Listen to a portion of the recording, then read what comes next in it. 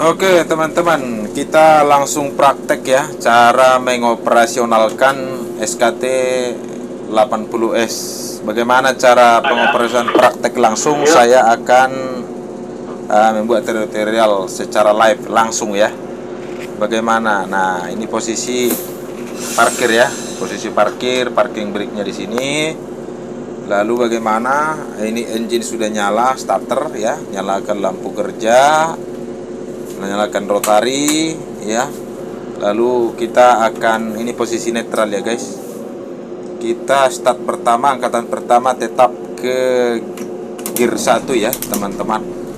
Nah, jadi ini gear satunya, mentok ditarik. Ini pencet ya untuk, karena ini locknya ini.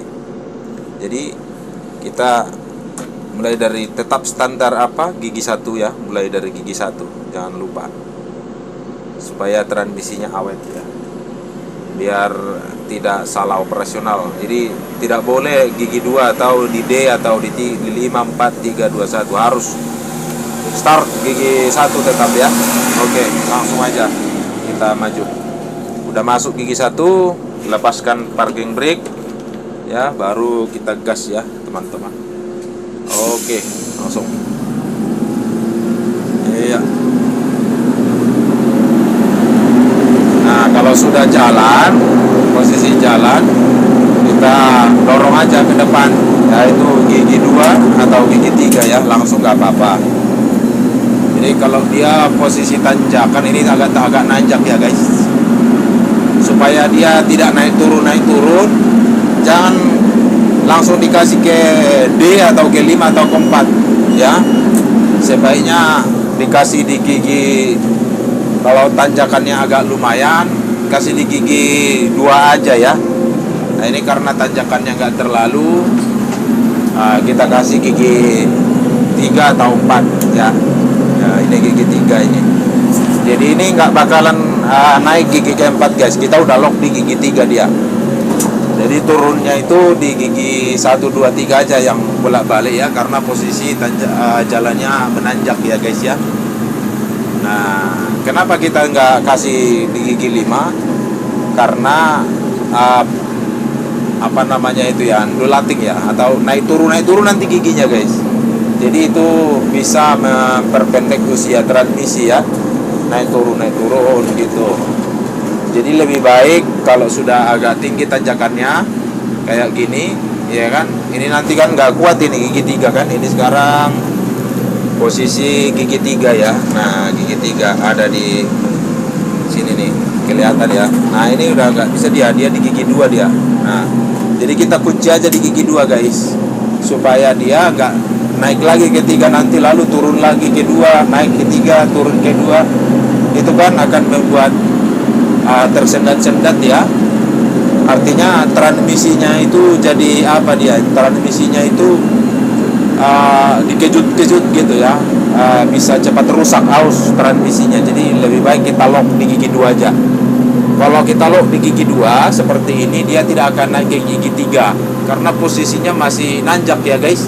Kecuali jalannya datar, nah nggak apa-apa, langsung aja dari gigi 1 tadi start pertama, langsung kita kasih ke gigi 4 atau ke 5, nggak apa-apa kalau posisi jalannya datar ya guys. Tapi kalau posisi nanjak seperti ini, lebih baik lock di 2 aja ya. Sebenarnya tergantung medan jalannya aja, kita menyesuaikan aja ya, seperti itu. Nah, tapi kalau tanjakannya sangat tinggi sekali, ya udah lock aja di 1 supaya nggak turun naik 1212, nanti transmisinya cepat cepat aus ya, tersentak-sentak gitu ya. Nah, jadi melihat medan jalannya, karena ini saya udah biasa di sini, gigi 3 nggak bakalan kuat di sini ya. Dia naik turun dia 23 secara otomatis kalau kita kasih di lock di 3. Jadi sebaiknya saya kasih di 2 aja karena posisinya masih menanjak ya.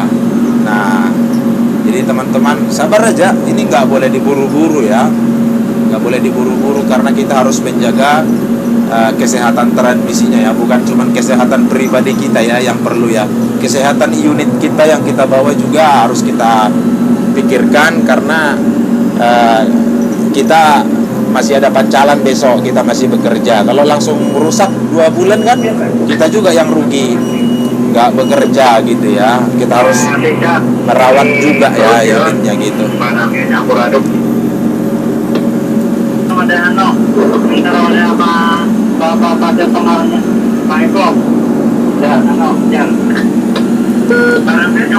ini Bapak.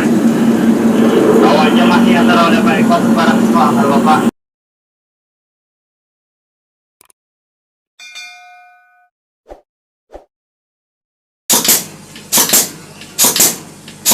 Pengisian oli engine, penambahan oli engine guys.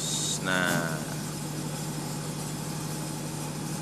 tadi di garis paling bawah di sticknya kekurangannya banyak ini guys, sekitar berapa liter kurang ya kira-kira? 3. Kok dikit amat? Penuhin aja. Halo bilang. Hai. Aku orang paling ganteng CWKP bilang. Ternyata hai.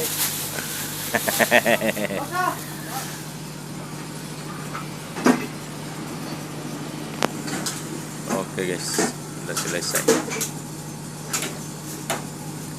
Ya, jadi ini untuk penambahan oli engine.